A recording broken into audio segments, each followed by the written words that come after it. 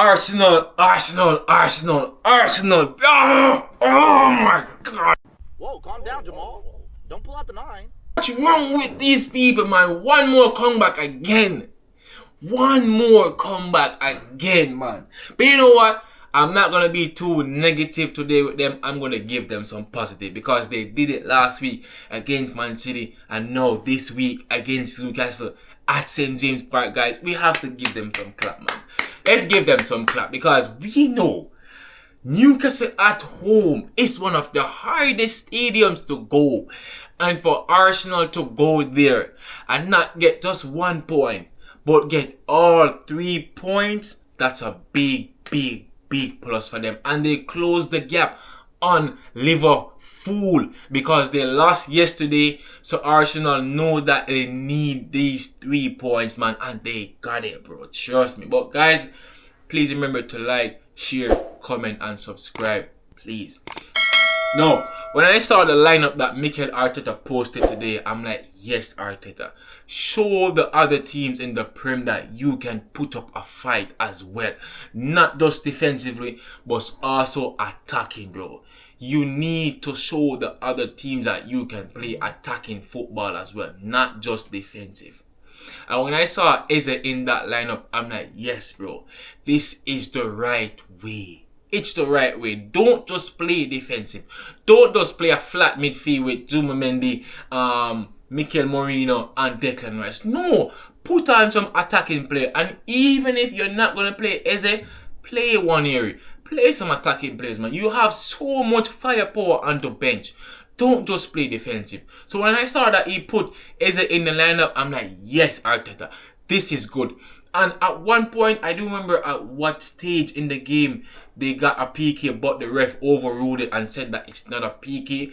But guys, whoever watched this game knows that when I saw that Nick Pope made a tackle on Victor Gyökeres, I'm like, bro, that's a clear PK, man. Clear. Nick Pope take the man out. Clear. The man gave him a John Cena, yo, woof.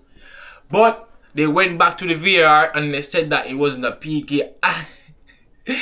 Mr. Mikel Arteta was fuming on the bench, bro. He was absolutely fuming. And if that was Pep would have lost it, bro. You just see Pep drink water. He doesn't drink water. But you know what?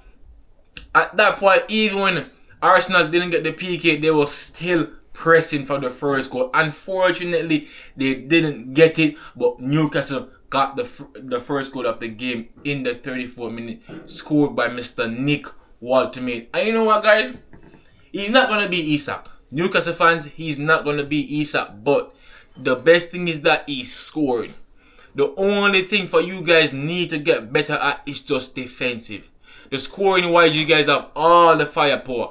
Nick, Elanga, Harvey Barnes, Anthony Gordon, Bruno Guimaraes, Tonali. You guys have all the firepower attacking wise. It's just the defensive part. That's the only thing that Newcastle needs to work on is the defensive.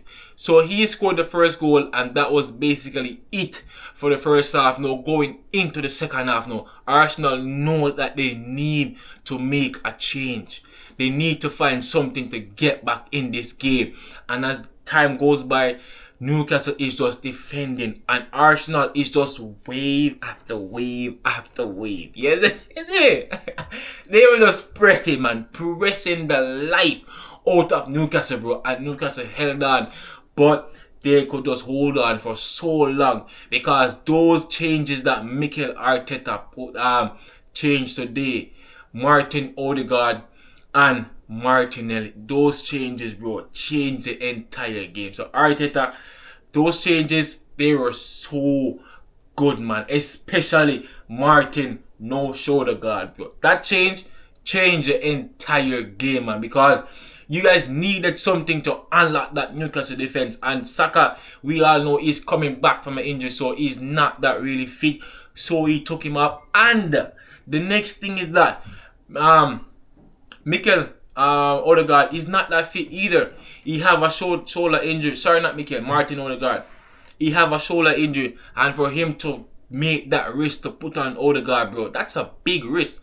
But you know what? Guess what? The risk pays off because he came on, he got an assist for Gabriel to get the second goal to give them the win. And Arsenal, I can see, as I said in the intro, Arsenal, they're trying. They are trying. But Liverpool, right? I'm not going to call them Liverpool. Liverpool, they're playing some football that it's good, but it's also concerning. Because I tell my Liverpool friends that, yo, Liverpool will always score. It's just the defensive wise. These guys have conceded the most goal in the Prem. For the start, Liverpool. They concede so much goal so far. It's very, very concerning for them. So as I say to them, Liverpool, they're always going to score. It's just the defensive. So Arsenal right now, they're just 2 points behind Liverpool. So they have to worry right now because those 3 points that they dropped yesterday was crucial for them. And now for Arsenal to get these 3 points today against Newcastle, bro. The table is back again. The table is back again, guys, because these Liverpool fans thought that they're on top of the world because they're leading the league by 5 points. And now Arsenal have cut the gap to 2 points. I love that. This is all I want the league to see. I don't want no team to be leading the gap by 10, 15 points. No. No. I don't want that.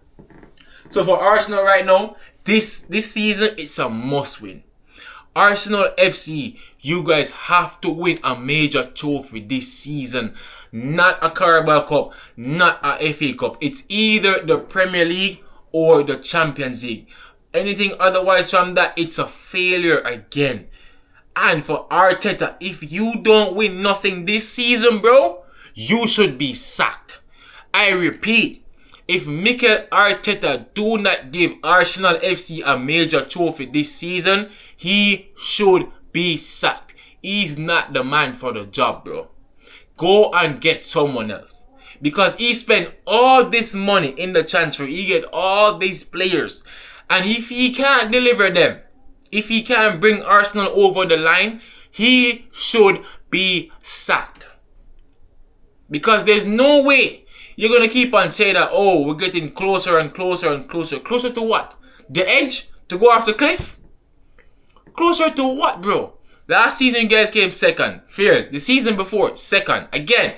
The season after, second again. When will you guys get over the finish line, bro? When? At what point will you guys get over the finish line, Arsenal FC? It has to be this season. It has to be this season. If it's not this season, I don't know when it's going to happen for you guys. But you guys spend all this money. So if it's not this year, Arsenal FC needs to sack Mikel Arteta. So let's give some credit to some players, especially from Newcastle. I've been watching this guy, Bruno Guimaraes. Bro, this guy, Bruno, I love him as a player so much, man. The work rate, the vision, everything that Bruno contributes to Newcastle, it's so good, man. And as soon as Bruno make a tackle, the entire stadium, they're celebrating him because Bruno is such a good player, especially for Newcastle. Unfortunately, it's bad for him because him in Newcastle, he's a plus for them, yes, but at one point, Bruno, you're going to have to make a decision to say you want to stay there and become a king, or you want to go somewhere else and win major trophy, just like what Isak did, bro. You're going to have to make that choice. You want to stay there, be the man for Newcastle, or you want to go to an next team so that you can win a major trophy like the Premier League or the Champions League, or if you decide to go out of England, La Liga, Serie A, it's your choice. But our next player is Joe Linton. This guy is a rough house in the midfield, man. Rough house, man, tell you, man. Joe Linton. Oh, my God. Last week in the Champions League against Barcelona, Joe Linton showed Pedri and De Jong that, yo, this is not going to be no tiki-taka game. This is going to be a mud game. A rough game. But Barca just, bro, Barca is on a different level. Barca shows Newcastle that, yo, it's not just physicality, it's also smart and technicality. So that's the difference. Physicality, Newcastle have, but Barca have the technicality and the smartness of the game. And for the Arsenal side, Declan Rice. I don't know why people don't like Declan, but I love that guy so much. Pause. Declan Rice is such a good player. Box to box midfield. Even today in the game, Declan, even when Arsenal was on the defensive side, Declan is the one who's tracking. But I saw the man run down Ilanga, guys. Ilanga, one of the fastest players in the Prem. Declan Rice tracked down the Ilanga and got back the ball so that Arsenal can go on the counter attack again. So Arsenal fans, once again, congratulations. If you guys keep playing like this, it's possible for you guys to win a major trophy this year. So guys, remember, please remember to like, share, comment and subscribe. Love you all. Peace.